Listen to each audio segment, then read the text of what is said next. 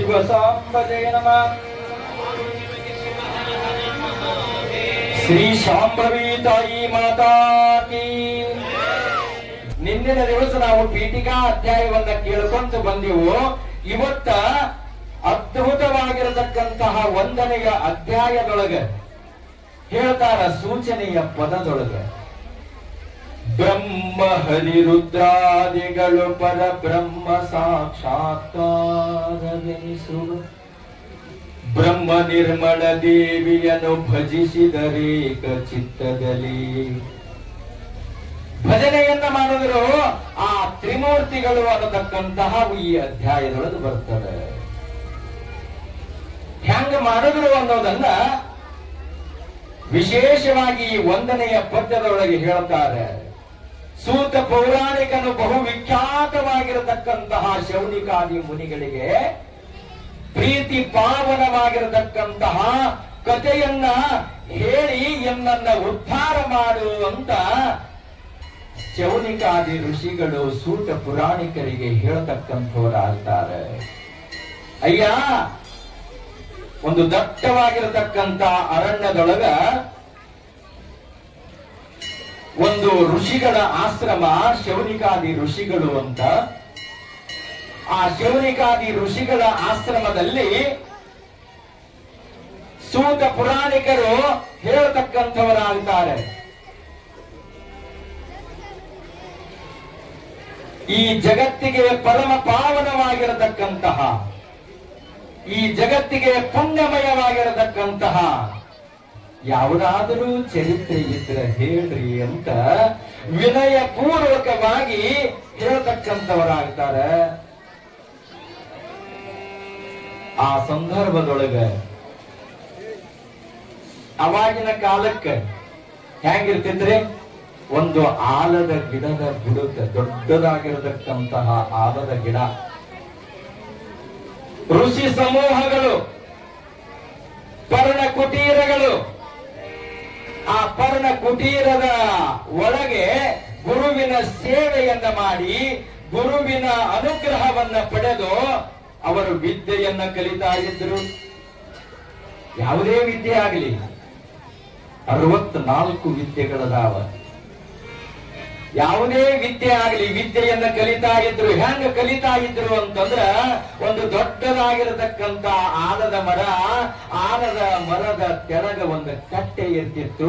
ಕಟ್ಟೆಯ ಮೇಲೆ ಗುರುಗಳು ಕುಂದಿರ್ತಿದ್ರು, ಕೆಳಗೆ ಎಲ್ಲಾರು ಕೂಡ್ತಾ ಇದ್ರು, ವಿದ್ಯಾರ್ಥಿಗಳು ಕೂಡ್ತಾ ಇದ್ರು. ಅವಾಗಿಂದಕ್ಕ ಈಗಿಂದಕ್ಕ ಎಲ್ಲಿ ಐತ್ರಿ? ಅಜಗಜಾಂತರ ಐತಿ. ಹೆಂಗೈತೆ? ಹೆಂಗೈತ್ರಿ? ಗುರುಗಳು ನಿಂತು ಪಾಠ ಮಾಡೋದು. ಶಾಲೆಯೊಳಗೆ ನೋಡ್ರಿ, ಮಕ್ಕಳು ಬೆಂಚ್ ಮೇಲೆ ಕುಳಿತುಕೊಂಡು ಆರಾಮವಾಗಿ ಕೇಳೋದು. ಅದೇ ಹಂಗ ತಲೆಯಾಗಿ ಹೋಗುತ್ತದ್ರಿ. ಹಂಗ ಆದ್ರ ವಿದ್ಯೆ ಹೋಗಂಗಿಲ್ಲ. ಸೂತ ಪೌರಾಣಿಕರು ಹೇಳ್ತಾರ, ಪ್ರಖ್ಯಾತವಾಗಿರತಕ್ಕಂತಹ ಶೌನಿಕಾದಿ ಋಷಿಗಳಿಗೆ ಏನು ಅಂತಂದ್ರ, ಕೇಳಿರೆ ಶೌನಿಕರೇ, ಹಿಂದೆ ಕೈಲಾಸ ಪರ್ವತದೊಳಗ ನಂದೀಶನಿಗೆ ಹೇಳುವರ್ತಕ್ಕಂತಹ ಕರುಣಾಮೃತವಾಗಿರತಕ್ಕಂತಹ ಹೇಳಿ ಮುಕ್ತಿ ಬಹಳ ಇರ್ತದ, ಸಂಪತ್ತು ಸಂತತಿ ಆಗ್ತದೆ. ಆ ಕರುಣಾಮೃತವಾಗತಕ್ಕಂತಹ ಆ ಚರಿತ್ರೆಯನ್ನ ನಿಮಗೆ ಹೇಳ್ತಾ ಇದ್ದೇನೆ, ಕೇಳ್ರಿ ಅಂತ ಶೌನಿಕಾದಿ ಋಷಿಗಳು ಸೂತ ಪುರಾಣಿಕರಿಗೆ ಹೇಳತಕ್ಕಂಥವರಾಗುತ್ತಾರೆ. ಎಸೆದುದು ಬಹಳ ಶಿವಪುರ, ಶಶಿಯ ಕಾಂತದ ಶಿಲೆಗಳಿಂದಲೇ. ಶಿವಪುರ ಅನ್ನತಕ್ಕಂತ ಕೈಲಾಸ ಪರ್ವತ, ರಜತಗಿರಿ ಅಂತ ಕರೀತಾರೆ. ಸೌಂದರ್ಯವಾಗಿರತಕ್ಕಂತಹ ಪಟ್ಟಣ. ಆ ಪಟ್ಟಣದ ವಿಶೇಷ ವರ್ಣನೆಯನ್ನ ಮಾಡತಕ್ಕಂಥವರಾಗ್ತಾರೆ.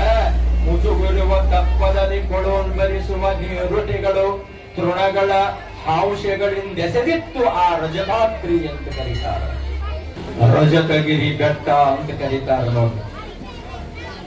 ಹಿಮಾಲಯ ಪರ್ವತದ ಶ್ರೇಣಿಯೊಳಗ ಗೌರೀಶಂಕರ ಶಿಖರ ನೋಡಿರ ಯಾರಾದರೂ? ಹಿಮಗಿರಿಯ ಪರ್ವತದಲ್ಲಿ ಗೌರೀಶಂಕರನ ಶಿಖರವನ್ನ ಅದಕ್ಕೆ ರಜತಾದ್ರಿ ಪರ್ವತ ಅಂತ ಕರೀತಾರ. ಏನು ಹೇಳ್ತಾ ಇದ್ದೇನೆ, ಆ ಶಿವಪುರದ ವರ್ಣನೆ ದಾನಿ ದಾನವರ ಕಾಡಾನೆಗಳ ಸೌಂದರ್ಯ, ಕಾಡ್ಕೋಣ ಕಾಡಾಕಳಿನ ಸೌಂದರ್ಯ ಏನು ಹೇಳಿದಾನೋ ಆ ಶಿವಪುರ ಅಂತ ಹೇಳ್ತಾರೆ. ಆಕಳು, ಆನೆ, ಕುದುರೆ, ಒಂಟೆ, ಶಾರ್ದೂಲ ಎಲ್ಲವೂ ತಮ್ಮ ವೈರಗಳನ್ನ ಬಿಟ್ಟು ಮೆರಿತಕ್ಕಂಥವಾಗ್ತಾವ. ಮೆರೆದವಲ್ಲಿಯ ಮೃಗಗಳ ವೈರವ ಹಿರಿದ ಹಿಂಡಿನೋಳ್ ಗೋವಿರುತ್ತಿಹುದು. ಅಲ್ಲಿ ಮೃಗಗಳ ವೈರವನ್ನ ಮರೆತವು. ಹಿರಿದಾಗಿರತಕ್ಕಂತಹ ಆ ಹುಲಿಯ ಹಿಂಡಿನೊಳಗ ಆಕಳ ಇರತಕ್ಕಂತಹದ್ದೈತಿ. ಹುಲಿ ಮುಖದ ವಿಸ್ತಾರವಾಗಿರತಕ್ಕಂತಹ ಯೋಜನದ 300 ಕೋಟಿಯ ನಿಲುವು, 100 ಯೋಜನದ ಅಳತಿ ತಾನೇ ಇರತಕ್ಕಂತಹ ಕಟ್ಟಡಗಳು ಇರತಕ್ಕಂತವಾದಾವ. 100 ಬಾಜಾರಗಳದಾವ, ಸಾಲು ಗುಡಿಗಳದಾವ, ಸಾಲು ಗೋಪುರಗಳದಾವ, ಮನೆ ಮನೆಗೆ ಐರಾವತಗಳದಾವ, ಮನೆ ಮನೆಗೆ ಉಚ್ಚೈಶ್ರವದಾವ, ಮನೆ ಮನೆಗೆ ಪಾರಿಜಾತ ಪುಷ್ಪಗಳದಾವ, ಮನೆ ಮನೆಗೆ ಹಂಸ ತೂಲಿಕಾ ಪಲ್ಲಂಗಗಳದಾವ. ಈಸಾಡುವಂತಹ ಕೊಳಗಳು ಮನೆ ಮನೆಗೆ ಅದಾವ, ಸಾರಂಗ ಬಾವಿಗಳದಾವ, ಕಮಲದ ವನಗಳದಾವ. ಮರುಕತದ ಜಗುಲಿಯು ವಜ್ರದ ಕೊರೆವ ಕಂಬಗಳ ಪುಷ್ಯರಾಗದ ಹರಿಯುತ್ತಿಹ ತ್ವಲಿ ಗೋವೇದಿಕವಾಗಿರತಕ್ಕಂತಹ ಬೋಧಿಗೆ ಅದಾವ. ಚಪ್ಪರದ ಬಾಗಿಲವು ಪರಿಪರಿಯಲ ಗ್ರಹಗಳಿಂದ ಎಸೆದಿತ್ತು ಆ ಪರಮಾತ್ಮನ ಆಲಯ, ಆ ರಜತಾದ್ರಿ ಪರ್ವತ, ಆ ಕೈಲಾಸ ಪರ್ವತ ಅಂತ ಆ ಸೂತ ಪುರಾಣಿಕರು ಹೇಳ್ತಕ್ಕಂಥವರಾಗಿದ್ದಾರೆ. ಎಸೆದುದ ಶಿವಪುರವು ಬೆಳಗೆಸೆದುದು ತೋರಿತು ಕೋಟಿ ಭಾನುಗಳ ಸಮತೇಜದ ನವರತುನಗಳ ಕಾಂತಿಯಲಿ. ಶಚಿಯ ಚೂಟದ ಸಭೆಯಲ್ಲಿ 11 ಸಹಸ್ರ ಯೋಜನಗಳಳತೆಯ ಲಸಮವೆಸದಿತ್ತುರವೇ ಸಭೆ ಮಧ್ಯದಲ್ಲಿ ಸಭೆ ಮುಚ್ಚಿ. ದ್ವಾರಪಾಲಕರು ಇರ್ತಾರ ಆ ಕೈಲಾಸ ಪರ್ವತದೊಳಗ. ತೋರಿನ ಖಡ್ಗ ಹಲಗೆ ಭಾರಿ ಗದೆ ಕೇಸರಿ ಕಂಗಳು ಹುಡಿಯ ಮೀಸೆಗಳಿರತಕ್ಕಂತಹ ದ್ವಾರಪಾಲಕರಿರುತ್ತಾರೆ. ಹರನು ವಟಮೂಲದಲ್ಲಿ ಕುಳಿತಿರೆ ಗರುಡ ಸಿದ್ಧ ವಿದ್ಯಾಧರರು ಶಿವನ ಅತಿಶಯದ ಚಾರಿತ್ರೆಯನ್ನು ಹೊಗಳುತ್ತಾ ಇದ್ದಾರೆ. ಪರಮಾತ್ಮ ಆಲದ ಮರದ ಬುಡಕ ಪರಿಶೋಭಾಯಮಾನವಾಗಿ ಕುಳಿತಿರತಕ್ಕಂಥವನಾಗ್ತಾ ಇದ್ದಾನೆ. ವೀರಭದ್ರ ವಿನಾಯಕ ಷಣ್ಮುಖರಿರಲು ಮುಂದೆ ನಂದೀಶ್ವರರು ನಾರದರು ತುಂಬುರರು ಗಾಯನವ ಮಾಡುತ್ತಿರುತ್ತಿರಲು. ಪರಮಾತ್ಮನ ನಾಮಸ್ಮರಣೆಯನ್ನ ಮಾಡ್ತಾ ಇದ್ದಾರೆ. ಆ ಕೈಲಾಸ ಪತಿಯ ನಾಮಸ್ಮರಣೆಯನ್ನ ಮಾಡ್ತಾರ. ಶ್ರುತಿ ಸ್ಮೃತಿ ಪೌರಾಣಗಳು ಶಿವನ ಅತಿಶಯವಾಗಿರತಕ್ಕಂತಹ ಚಾರಿತ್ರೆಯನ್ನ ಹೇಳ್ತಕ್ಕಂಥವರಾಗ್ತಾ ಇದ್ದಾರೆ.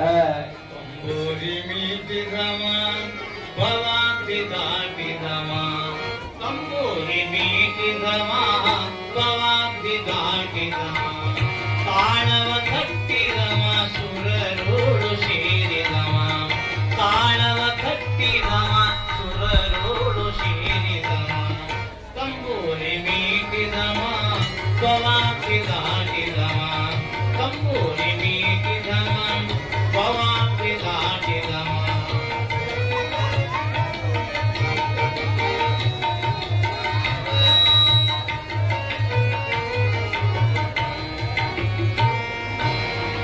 ಗೆಜ್ಜೆಯನ್ನು ಕಟ್ಟಿದವ ಕಳ್ಳರದೆ ಮೆಟ್ಟಿದವ, ಗೆಜ್ಜೆಯನ್ನು ಕಟ್ಟಿದವ ಕಳ್ಳರದೆ ಮೆಟ್ಟಿದವ,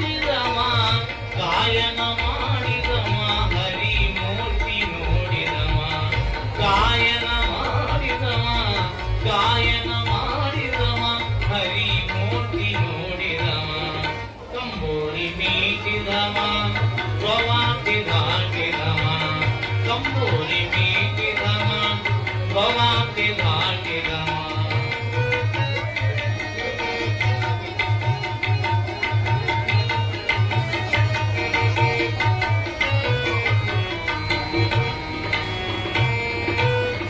ಪುರಂದರ ವಿಠಲನ ಕೂಡಿದವ ಕೂಡಿದವ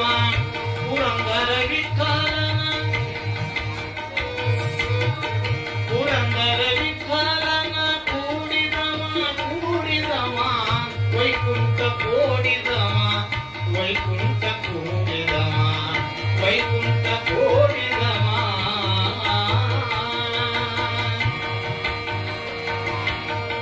ಪುರಂದರ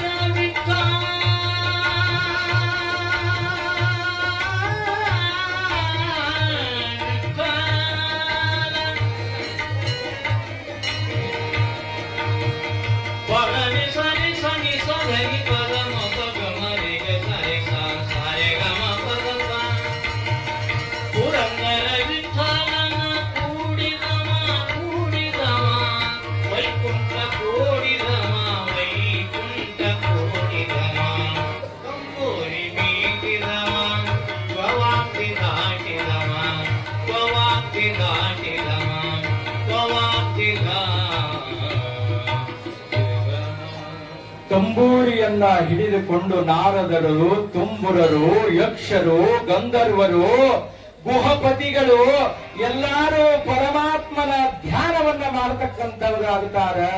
ಶಂಭೋ ಹರ ಹರ ಮಹಾದೇವ, ಶಂಭೋ ಹರ ಹರ ಮಹಾದೇವ. ಆತ್ಮನ ಧ್ಯಾನವನ್ನ ಮಾಡತಕ್ಕಂಥವರಾಗುತ್ತಾರ. ಕೈಲಾಸ ಪರ್ವತದಲ್ಲಿ ಆವಾಗ ಸರ್ವ ಮಂಗಳೆಯಾಗಿರತಕ್ಕಂತಹ ಪಾರ್ವತಿ ದೇವಿ ಆ ಶಿವನ ಅತಿಶಯವಾಗಿರತಕ್ಕಂತಹ ಆರತಿಯನ್ನ ಬೆಳಗಿ ಸರ್ವ ಮಂಗಳೆ ಆ ಪಾರ್ವತಿ ಪರಮಾತ್ಮನ ಎದ ತೊಡೆಯ ಮೇಲೆ ಕುಳಿತಿರ್ತಕ್ಕಂಥವಳಾಗ್ತಾಳೆ. ಆವಾಗ ನಂದೀಶ್ವರನು ಮದ್ದಳೆಯನ್ನ ಬಾರಿಸ್ತಾ ಇದ್ದಾನೆ. ಆ ಭೃಂಗೀಶ್ವರ, ಮೂರು ಕಾಲಿನ ಭೃಂಗಿ ಅಂತ ಕರೀತಾರೆ ಅವನಿಗೆ. ಆ ಭೃಂಗೀಶ್ವರ ನಾಟ್ಯವನ್ನ ಮಾಡತಕ್ಕಂಥವನಾಗ್ತಾ ಇದ್ದಾನೆ. ಯಕ್ಷ, ಗಂಧರ್ವ, ಕಿನ್ನರ, ಕಿಂಪುರುಷರೆಲ್ಲರೂ ಶಿವನ ಅತಿಶಯದ ಶಿವಗಳ ಘೋಷವನ್ನ ಮಾಡ್ತಾ ಇದ್ದಾರೆ. ಸಾಂಬ ಜಯ ನಮ ಪಾರ್ವತೇ ಭಜ ಶಿವ ಹರ ಹರ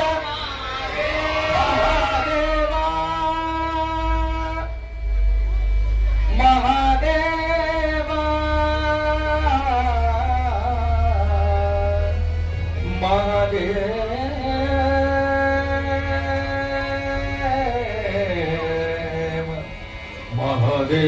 ಮಹಾದೇವ ಗಂಗಾಧರ ಗೌರೀವರ ಕರುಣಾಕರ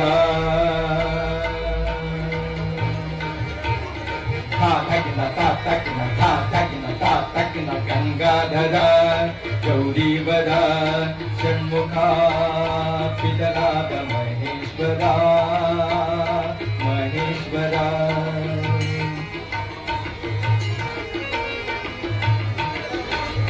ನಟರಾಜ ನಟವೈರ ಭೈರವೇಶ್ವರ ನೇನೆ ಪರಮಾತ್ಮ ನೇನೆ ಪಾದ ಪಂಕಜ ನಿನಗೆ ಶರಣು ಶರಣು ಶರಣು ಶರಣು ಶರಣು ಶರಣು. ಗಂಗಾಧರ ಗೌರೀವರ ಗಂಗಾಧರ ಗೌರೀವರ. ಗಣಪತಿಯ ಪತನಾಗಿ ಪಾರ್ವತಿಯ ಪತಿಯಾಗಿ ಬೋಳೆ ಶಂಕರನಾಗಿ ಇರುತ್ತಿಹರನೇನೋ. ಬೇಡಿದವರೇ ನೀನು ಬೇಡಿ ಬರವನ ಕೊಟ್ಟು ಈ ಜಗದ ಉದ್ಧಾರ ಕರ್ತನಾಗಿರುವಂತ ಗಂಗಾಧರ ಗೌರೀವರ ಗಂಗಾಧರ ಗೌರೀವರ ಗಂಗಾಧರ ಹೀಗೆ ಪರಮಾತ್ಮನ ಧ್ಯಾನವನ್ನ ಮಾಡಿಕೊಂಡು ನಂದೀಶ್ವರ ಮದ್ದಳೆಯನ್ನ ಬಾರಿಸಿಗೋಂತ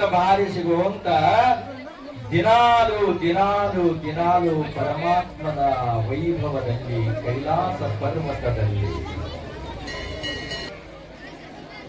ಆ ಪರಮೇಶ್ವರನ ಆಸ್ಥಾನದೊಳಗ ನಂದೀಶ್ವರ ಮದ್ದಳೆಯನ್ನ ಬಾರ್ಸಾಕತ್ತಿದ್ದ. 3 ಕಾಲಿನ ಭೃಂಗಿ ನಾಟ್ಯವನ್ನ ಆಡ್ತಾ ಇದ್ದ.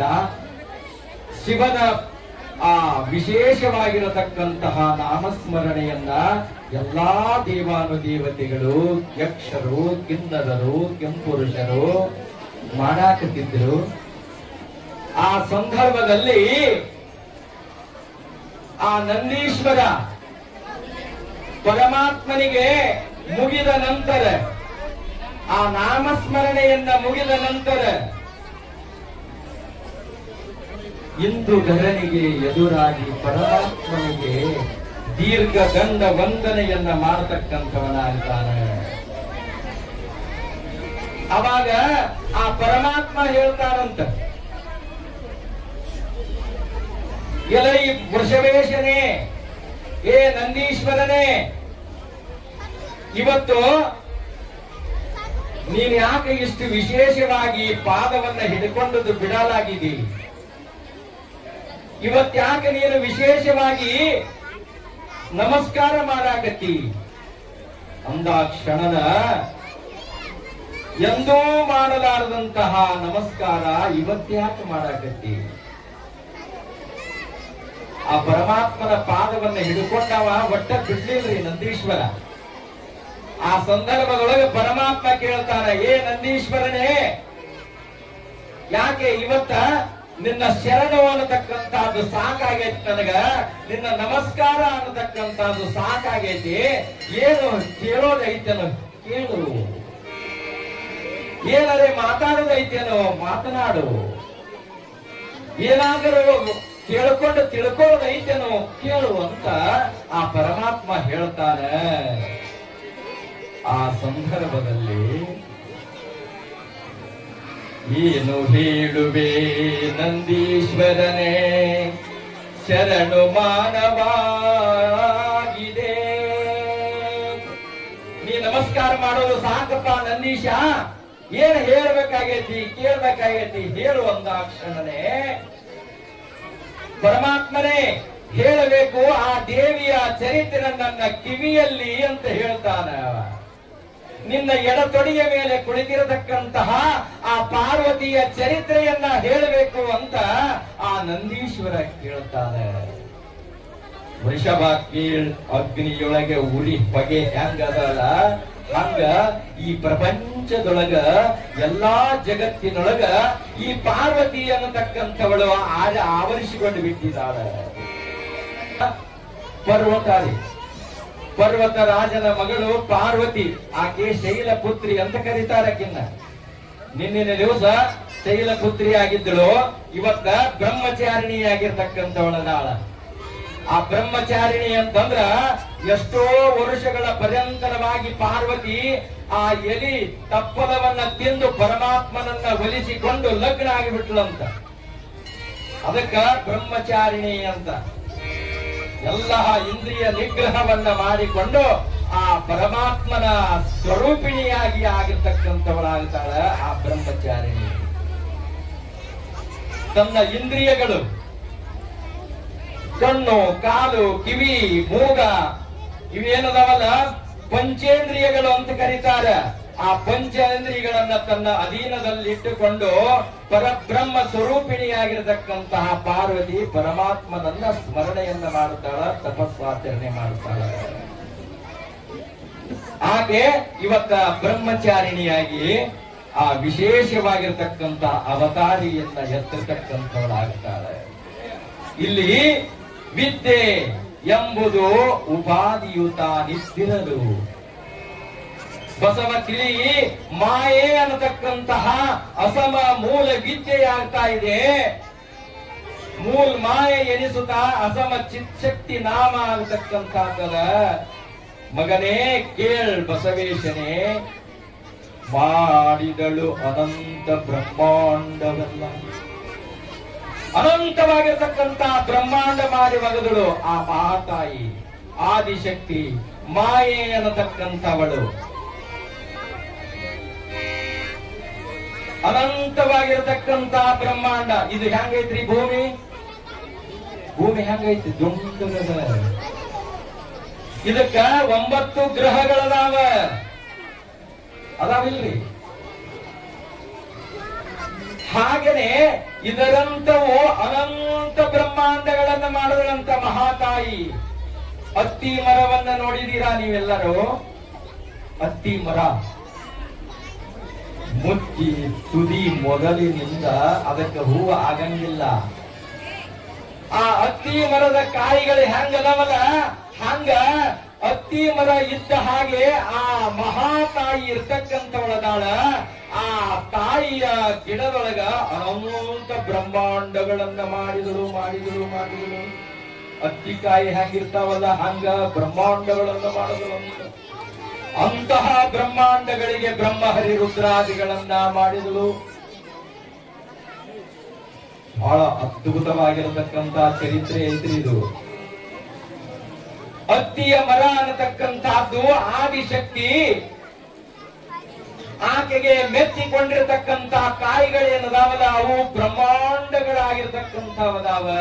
ಅಂತಹ ಒಂದೊಂದು ಬ್ರಹ್ಮಾಂಡಕ್ಕೆ ಮೂರು ಮಕ್ಕಳನ್ನ ಹಡೆದು ಸತ್ವ, ರಾಜಸ, ತಾಮಸ ಅನ್ನತಕ್ಕಂತಹ ಮಕ್ಕಳನ್ನ ಹಡೆದು ಬ್ರಹ್ಮ, ವಿಷ್ಣು, ಮಹೇಶ್ವರ ಅನ್ನತಕ್ಕಂತ ಮಕ್ಕಳನ್ನ ಹಡೆದು ದೇಗುಲವನ್ನ ಪಾಡಿ ತಾಯಿ ಅದೃಶ್ಯವಾಗಿ ಬಿಟ್ಲು. ಶಿವ ಶಂಭೋ ಮಹಾದೇವ ಜೋ ಜೋ ಜೋ ಜೋ ಶಿವ ಶಂಭೋ ಮಹಾದೇವ. ಅಡವಿಯೊಳ ಆಲದ ಗಿಡಕ್ಕೆ ಅಡಕಿ ತೊಟ್ಟಿನ ಕಟ್ಟಿ, ಅಡವಿಯೊಳು ಆಲದ ಗಿಡಕ್ಕೆ ಅಡಕಿ ತೊಟ್ಟಿನ ಕಟ್ಟಿ, ಜೋಗುಳ ಪಾಡಿದರು ಶರಣೀಯರು ಜೋ ಜೋ ಜೋ ಜೋ ಶಿವ ಶಂಭೋ ಮಹಾದೇವ ಜೋ ಜೋ. ಆ ಮಹಾತಾಯಿ ತೊಟ್ಟಿಲವನ್ನ ಕಟ್ಟಿ ಬ್ರಹ್ಮಹರಿ ರುದ್ರಾದಿಗಳನ್ನ ಏನ್ ಮಾಡಿದ್ರು? ತೂಗ್ತಾ ಇದ್ರು, ಜೋಗುಳವನ್ನ ಹಾಡ್ತಾ ಇದ್ರು. ಇಲ್ಲಿ ವಿಶೇಷವಾಗಿ ನಾವು ತಿಳ್ಕೋಬೇಕಾದದ್ದು ಏನು ಅಂತಂದ್ರೆ, ಬ್ರಹ್ಮ, ಹರಿ, ರುದ್ರ, ಸತ್ವ, ರಾಜಸ, ತಾಮಸ ಅನ್ನತಕ್ಕಂತಹ ಆ ತ್ರಿಮೂರ್ತಿಗಳನ್ನ ಹಡೆದು ಜೋಗುಳವನ್ನ ಹಾಡಿ ತಾಯಿ ಅಂತರ್ಧಾನನಾಗಿ ಬಿಟ್ಲಂತೆ, ಅದೃಶ್ಯಳಾಗಿ ಬಿಟ್ಲು. ಆವಾಗ ನಾವು ತಾಯಿಯನ್ನ ಕಳ್ಕೊಂಡು ಪರದೇಶಿಗಳಾದೆವು. ಬೆಳೆದು ಹಂಗೆ ದೊಡ್ಡವರಾದೆವು. ತಿಳುವಳಿಕೆ ಬಂತು ನಮಗ. ಆ ಸಂದರ್ಭದೊಳಗ ತಾಯಿ ಇಲ್ಲದೆ ಈ ಜೀವನದೊಳಗೆ ಯಾವುದೂ ಇಲ್ಲ. ತಾಯಿ ಇಲ್ಲದೆ ಈ ಜೀವನದೊಳಗ ಯಾವುದೂ ಇಲ್ಲ. ತಾಯಿ ಅನ್ನತಕ್ಕಂತಹ ನಾಮ ಬಹಳ ಅದ್ಭುತವಾಗಿರತಕ್ಕಂತಹದ್ದು. ಏ ಬಸವೇಶನೇ, ನಾವು ತಾಯಿಯನ್ನ ಕಳೆದುಕೊಂಡು ಪರದೇಶಿಗಳಾದೆವು. ಅಮ್ಮ ಅಮ್ಮ ಅಮ್ಮ ಅಂತ ಪರಿತಪಿಸಾಕತ್ತು ಬಿಟ್ಟಿವು. ಆ ಸಂದರ್ಭದೊಳಗ ಹಡೆದಂತ ತಾಯಿಯನ್ನ ಕಳೆದುಕೊಂಡಿರತಕ್ಕಂತ ನಾವು ಮೂವರು ಬಹಳವಾಗಿ ದುಃಖತೃಪ್ತರಾದೆವು. ಈ ಪ್ರಪಂಚದೊಳಗ ತಂದೆ ತೀರಿಕೊಂಡು ತಾಯಿ ಇದ್ರ ಸಕಲ ಐಶ್ವರ್ಯ ದೊರೆತದ. ಹ್ಯಾಂಗಾದರೂ ತಾಯಿ ಮಕ್ಕಳನ್ನ ನೋಡಿ ಸಾಕಿ ಸಲಹುತ್ತಾಳೆ. ಆದ್ರ ತಂದೆಯನ್ನ ಉಳಿದು ತಾಯಿ ತೀರ್ಕೊಂಡ್ಳು ಅಂತಂದ್ರ ಆ ಮಗು ಪರದೇಶಿ ಆಗ್ತಕ್ಕಂತ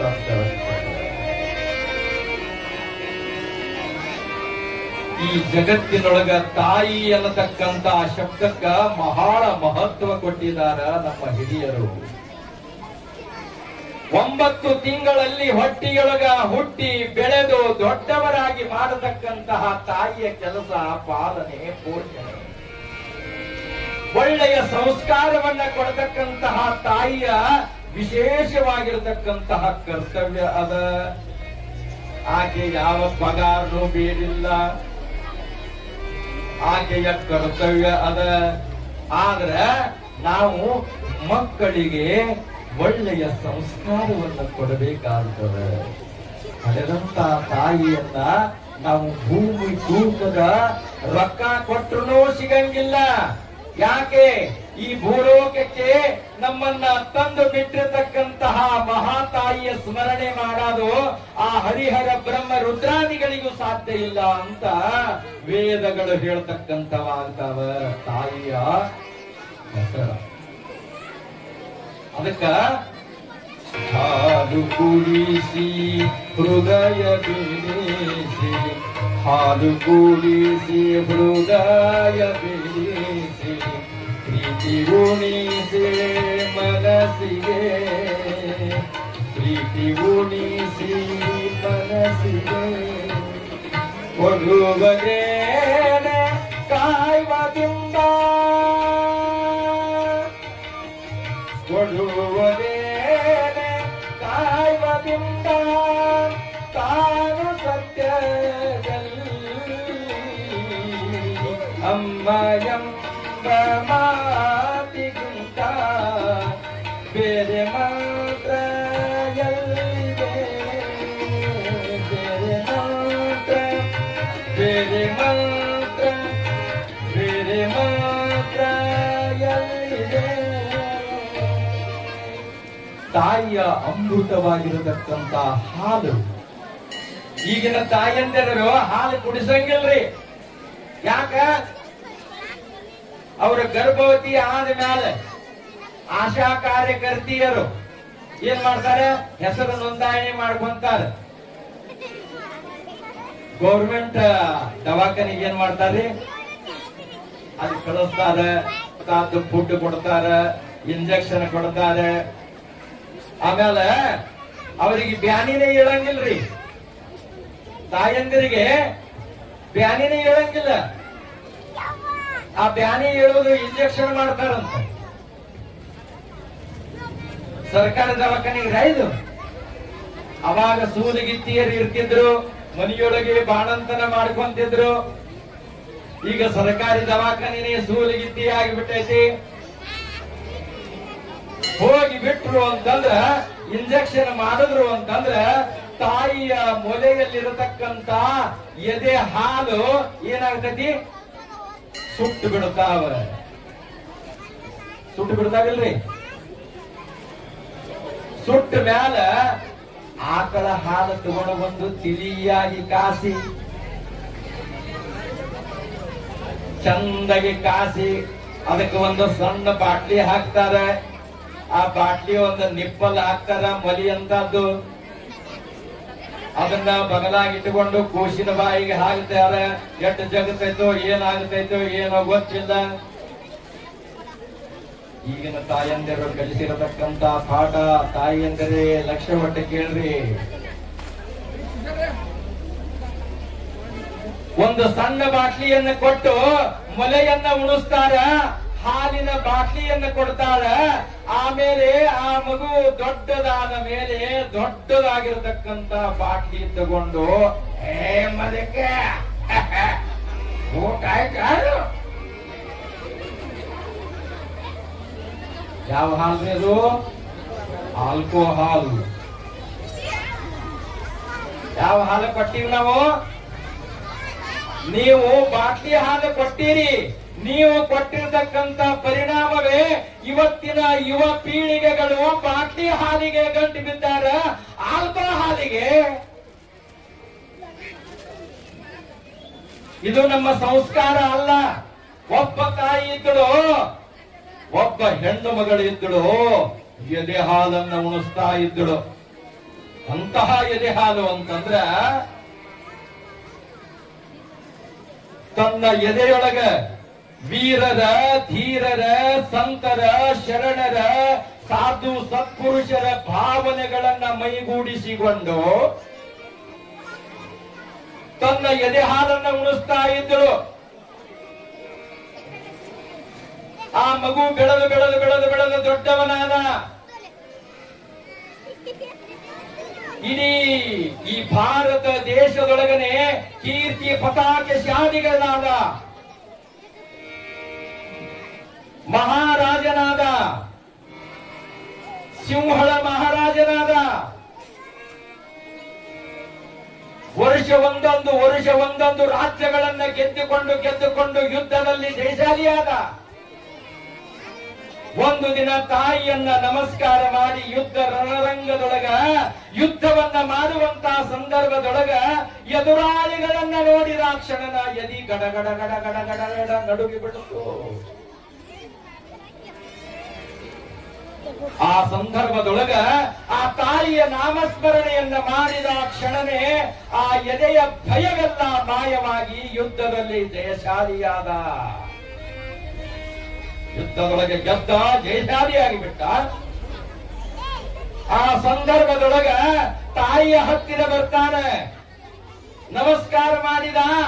ಅವ್ವ ನಮಸ್ಕಾರ, ಆಶೀರ್ವಾದ ಮಾಡು ತಾಯಿ ಅಂತ ಅಂದ. ಅಪ್ಪ, ಏ ಮಗ ಬಂದಿಯೇನೋ ಮಗ, ಯುದ್ಧದೊಳಗೆ ಗೆದ್ದು ಜಯಶಾಲಿ ಆದಿಯೇನು ಮಗ, ನನ್ನ ಆಶೀರ್ವಾದ ಸದಾ ನಿನ್ನ ಮೇಲೆ ಇರ್ತೈತಿ ಮಗ ಅಂತ ತಾಯಿ ಹೇಳ್ತಾಳ. ಅವ್ವ, ನಾನು ನಿನ್ನ ಆಶೀರ್ವಾದದಿಂದ ಯುದ್ಧದೊಳಗೆ ಗೆದ್ದು ಜಯಶಾಲಿಯಾಗಿ ಬಂದೆ, ಆದ್ರೆ ನನಗೊಂದು ಸಂಶಯ ಕಾಣಾಕತ್ತೈತಿಯವ್ವ. ಹ್ಯಾಂಗ? ಎಂದೂ ಇಲ್ಲದ ಸಂಶಯ. ಯುದ್ಧದೊಳಗೆ ಗೆದ್ದು ಜಯಶಾಲಿಯಾಗುವಂತಹ ಸಂದರ್ಭದೊಳಗ ರಣರಂಗದೊಳಗ ಎದುರಾಳಿಗಳನ್ನ ನೋಡಿದ ಕ್ಷಣ ನನ್ನ ಎದಿ ಗಡ ಗಡ ಗಡ ಗಡ ಗಡ ಒಂದ್ ಸ್ವಲ್ಪ ನಡುಗುತ್ತವ. ತಾಯಿ ಯಾಕಾಯ್ತಿ ಹಿಂಗ ಅಂತ ಕೇಳ್ತಾನೆ. ಅದೇ ಸಂದರ್ಭದೊಳಗ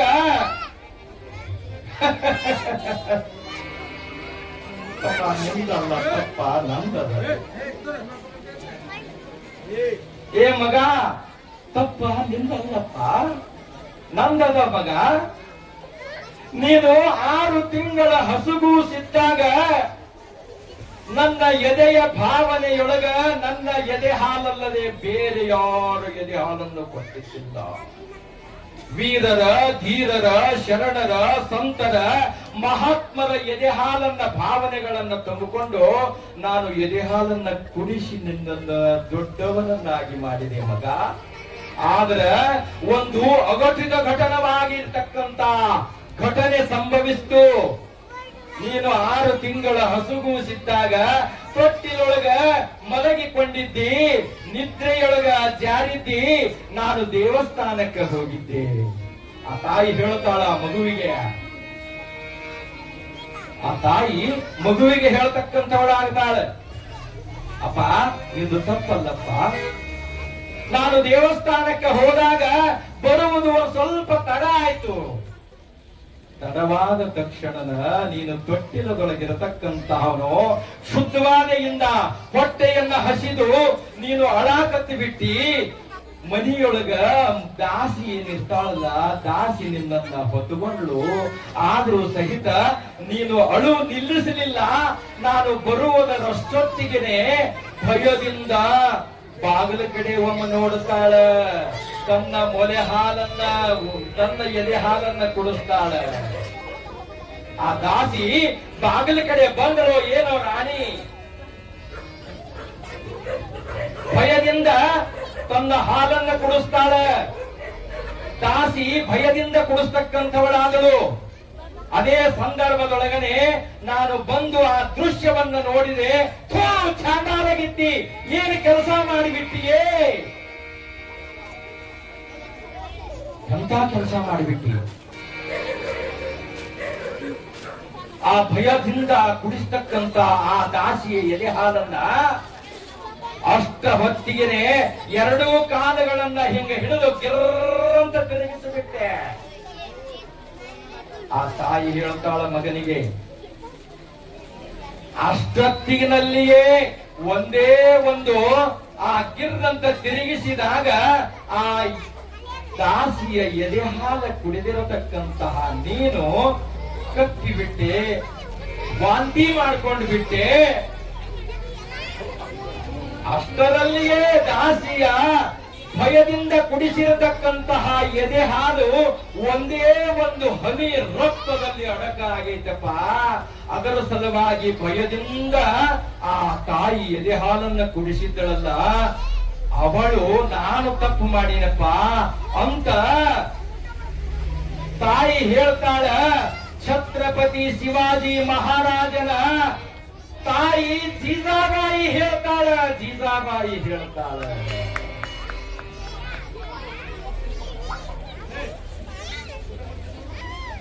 ಆ ತಾಯಿಯ ಎದೆ ಹಾಲನ್ನ ಕೊಟ್ಟರ ಮಹತ್ವ ಹಿಂಗದ. ನಾವು ಮಕ್ಕಳಿಗೆ ಸಂಸ್ಕಾರವನ್ನ ಕೊಟ್ರ ಹಿಂಗದ.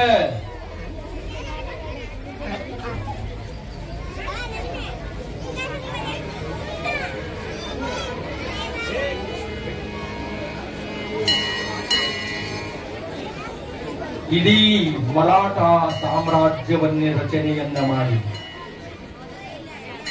ದಶ ದಿಕ್ಕುಗಳಲ್ಲಿ ಆವರಿಸಿರತಕ್ಕಂತಹ ಎಲ್ಲಾ ದೇಶಗಳನ್ನ ಒಳಪಡಿಸಿಕೊಂಡು ಆ ಮಹಾತಾಯಿ ತುಳಜಾ ಭವಾನಿಯಿಂದ ಖಡ್ಗವನ್ನು ತೆಗೆದುಕೊಂಡು ವೀರ ವಿರಾಟನಾಗಿರತಕ್ಕಂತ ಛತ್ರಪತಿ ಎನಿಸಿಕೊಂಡಿರತಕ್ಕಂತ ಶಿವಾಜಿ ಮಹಾರಾಜನ ತಾಯಿ ಜೀಜಾಬಾಯಿ ಹೇಳ್ತಾಳ ಅಂತಂದ್ರ ತಾಯಿಯ ಮೊಲೆ ಹಾಲಿನೊಲಿಗೆ ಎಷ್ಟು ನಮಗ ಅಮೃತ ತುಂಬೈತಿ ಅನ್ನತಕ್ಕಂತಹದ್ದು ಇದರ ಮೇಲೆ ಗೊತ್ತಾಗ್ತದೆ.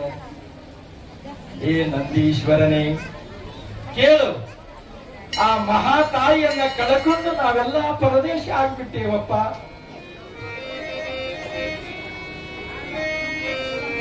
ಅಮ್ಮ ನೀನಿಲ್ಲದೆ ನಾವು ಬದುಕದಾದರೂ ಹ್ಯಾಗ? ನಿಮ್ಮನ್ನ ಕಳ್ಕೊಂಡು ನಮ್ಮನ್ನ ಯಾಕರೆ ಹುಟ್ಟಿಸಿದಿ ಅಂತಂದ ಕ್ಷಣನೇ ಆಕಾಶ ಮಾರ್ಗವಾಗಿ ಆಕಾಶವಾಣಿಯಾಗತಕ್ಕಂತಹದ್ದಾಗುತ್ತದೆ. ಎಲೆ ಪರಮ ಪುರುಷರಿರ ನೀವು ಆ ಮಹಾತಾಯಿಯನ್ನ ಕಾಣಬೇಕಾದ್ರ ಏನ್ ಮಾಡಬೇಕು ಅಂತಂದ್ರ ತಪವನ್ನ ಆಚರಣೆಯನ್ನ ಮಾಡ್ರಿ. ಹಾಕಿರೈ ಪದ್ಮಾಸನವ ಜಗದೇಕ ದೇವಿಯ ಭಜಿಸಲಿಗೆ ನೀವು ಲೋಕಿರೈ ಬಾಹೇಂದ್ರಿಯ ದುಳಿದ ತಕ್ಕಡಿಯ. ಹಾಕಿರಿ, ಪದ್ಮಾಸನವನ್ನ ಹಾಕಿಕೊಂಡು ಕುಳಿತುಕೊಳ್ಳ್ರಿ. ಬಾಹೇಂದ್ರಿಗಳನ್ನ ಒಳಗೆ ನೂಕಿಕೊಂಡು ಪದ್ಮಾಸನವನ್ನ ಹಾಕಿಕೊಂಡು ವಾಯುವನ್ನ ಎಳೆದು ಮನದೊಳಗ ವಿಚಾರವನ್ನ ಮಾಡ್ರಿ. ನೆನೆಯಿರೈ ಘನ ದೇವಿಯ ಘನವಾಗಿರ್ತಕ್ಕಂತ ಮೂರ್ತಿಯನ್ನು. ಹಾರ ಹೀರಾವಳಿಯ ಪದಕದ ತೋರ ಮುತ್ತಿನ ಕಂಠಮಾಲೆಯು ಮೂರು ರೇಖೆಯ ತ್ರಿವಳಿಗಳ ಭುಜ ಕೀರ್ತಿ ವಂಕೆಗಳ ತೋರ ಕಂಕಣ ಕಡಗ ಮುದ್ರಿಕೆ ತೋರುತಿಹ ತೋಳ್ತಾಯ ತಲಕಲೆ ಬೀರುತಿಹ ಪರ ಬ್ರಹ್ಮವನು ನೆನೆಯಂದುದಾಕಾಶ. ಆಕಾಶವಾಣಿ ಆಗುತ್ತದೆ. ನಡುವಿನೋಡ್ಯಾಣದ ಸುವರ್ಣದ ಬಾಡುಗೆಗಳು ಕಾಳದಂಗುಯ ಗೆಜ್ಜೆಯ ಮುಡಿಯ ಸೂಸದ ಗುಟಿಯ ಚೌರಿಗಳ ಗೊಂಡೆಯದ ಒಡವೆ ತೊಟ್ಟಿದ ಕುಪ್ಪಸದ ಮೇಲುಡಿದಿರುವ ಕುಚ ಕುಂಭಗಳ ಯುಗಗಳ ನುಡಿರಹಿತ ಪರ ಬಮ್ಮನನು ನನೇ ಎಂದುದಾಕಾಶ. ಆಕಾಶವನ್ನ ಆಕಾಶವಾಣಿ ಆಗುತ್ತದೆ. ಏ ಮೂರು ಮಕ್ಕಳಿರ, ನೀವು ಆ ಪರಮೇಶ್ವರಿಯ ಪುಣ್ಯ ನಾಮವನ್ನ ಹಗಲಿರುಳು ಜಪವನ್ನ ಮಾಡಿರಿ. ಆಗ ನೀವು ಆಕೆ ಭೇಟಿಯಾಗ್ತಾಳೆ. ಎಳೆದೆವಾವು ದೇವಿಯನ ಬಲಿದೆವಾವು ಹೃದಯದಲ್ಲಿ ಮೂರ್ತಿಯ ತಳೆದೆವಾವು ದೃಷ್ಟಿಯನ ಪಾದಾಂಗುಷ್ಟಗಳ ಪರ್ಯಂತ ನಮ್ಮೊಳಗೆ ನಾವು ಎಳೆದುಕೊಂಡೆವು, ಶ್ವಾಸಗಳನ್ನ ಬಂಧಿಸಿದೆವು. ನಮ್ಮಲ್ಲಿಯೇ ಆ ಓಂಕಾರ ಚಿತ್ತದಾಗಿರ್ತಕ್ಕಂತಹ ಮಹಾತಾಯಿಯನ್ನ ನೆನೆದುಕೊಂಡೆವು. ಮತ್ತೆ ಧೈರ್ಯದಲ್ಲಿ ದೇವಿ ಅಂಗಗಳನ್ನೊತ್ತಿ ವಾಯುವ ನೆತ್ತಿ ಕುಂಭಕದಲ್ಲಿ ಅನುಸರಿಸಿ ಇದೇನೈತೆ ನೋಡ್ಲ ಈ ಮೂಗಿನ ಹೊಳ್ಳೆ, ಈ ಮೂಗುಗಳನ್ನ ಬಂಧಿಸಿ ಬಿಟ್ಟೆವು, ಬಾಯಿಯನ್ನ ಮುಚ್ಚಿಕೊಂಡು ಬಿಟ್ಟೆವು, ನಮ್ಮ ದೇಹದಲ್ಲಿರತಕ್ಕಂತ ನವರಂಧ್ರಗಳ ದ್ವಾರಗಳನ್ನ ಮುಚ್ಚಿಕೊಂಡು ಬಿಟ್ಟೆವು. ನಮ್ಮೊಳಗೆ ಆ ಮಹಾದೇವಿ ಬರ್ತಾಳೋ ಇಲ್ಲೋ ಅಂತ ಇಡೀ ಬ್ರಹ್ಮಾಂಡಗಳನ್ನ ಸುತ್ತಕೊಂಡು ದೇಶಿಕರಾಗಿ ಸುಮ್ಮನೆ ತಿರುಗಾಡ್ಕೋಂತ ಆ ಮಹಾತಾಯಿಯ ತಪಸ್ಸನ್ನ ಆಚರಣೆಯನ್ನ ಮಾಡಿದೆವು. ಅಮ್ಮ ಯಾಕೆ ಕಾಣಿಸಲಾದೆ ನಮಗೆ, ಯಾಕೆ ಹುಟ್ಟಿಸಿದೆ ಈ ಲೋಕವನ್ನ, ಯಾಕೆ ಹೇಗೆ ಬೆಳಗುತ್ತಾ ಇದೀಯಾ ತಾಯಿ ಅಂತ ಆ ಮಹಾತಾಯಿಯನ್ನ ನೆನೆಯುತ್ತಾ ನಾವು ಮೂವರು ಜನಗಳು ಆ ಚಿದಾನಂದ ಆತ್ಮ ಗುರುವರನ್ನ ನೆನೆಸಿಕೊಂಡು ಹೋದೆವು ಅನ್ನತಕ್ಕಂಥದ್ದು 1ನೇ ಅಧ್ಯಾಯ ಮುಕ್ತಾಯ ಆಯಿತು. ದೇವಿಗೇನ ಬೇಕ ನಮ್ಮ ಭಕ್ತಿ ಒಂದ ಸಾಕ, ದೇವಿಗೇನ ಬೇಕ ನಮ್ಮ ಭಕ್ತಿ ಒಂದ ಸಾಕ. ತಾಯಿ ಕರ್ಪೂರ ಯಾಕ ಉದನ ಕಟ್ಟಿ ಹಣ್ಣು ಯಾಕ ಬೇಕ, ತಾಯಿ ಕರ್ಪೂರ ಯಾಕ ಉದನ ಕಟ್ಟಿ ಹಣ್ಣು ಯಾಕ ಬೇಕ. ಹೊಟ್ಟಿ ತುಂಬಲಾಕ ನಮ್ಮ ಹೊಟ್ಟಿ ತುಂಬಲಾಕ ದೇವಿಗೆ ಸುಳ್ಳ ಹೇಳಬೇಕ, ದೇವಿಗೇನ ಬೇಕ ನಮ್ಮ ಭಕ್ತಿ ಒಂದ ಸಾಕ, ದೇವಿಗೇನ ಬೇಕ ನಮ್ಮ ಭಕ್ತಿ ಒಂದ ಸಾಕ.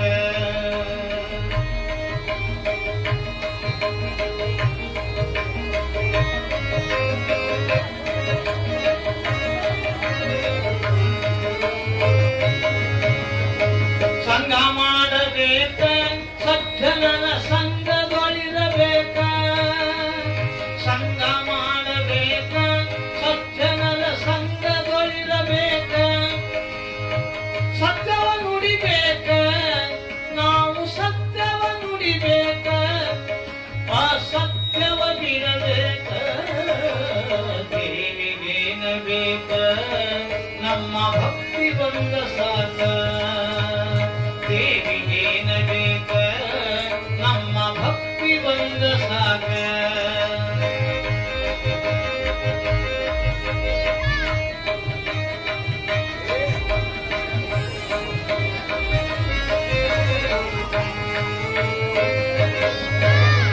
ಭಜನೆ ಮಾಡಬೇಕ ತಾಯಿನ ನೆನೆಬೇಕ, ಭಜನೆ ಮಾಡಬೇಕ ತಾಯಿಯ ನಿತ್ಯವ ನೆನೆಬೇಕ. ಸೇವಾ ಮಾಡಬೇಕ ಮನಸ್ಸಿನ ಸೇವಾ ಮಾಡಬೇಕ, ಅಜ್ಜಿಯ ಅಡಿಯೊಳಗಿರಬೇಕ. ದೇವಿಗೇನ ಬೇಕ ನಮ್ಮ ಭಕ್ತಿ ಬಂದ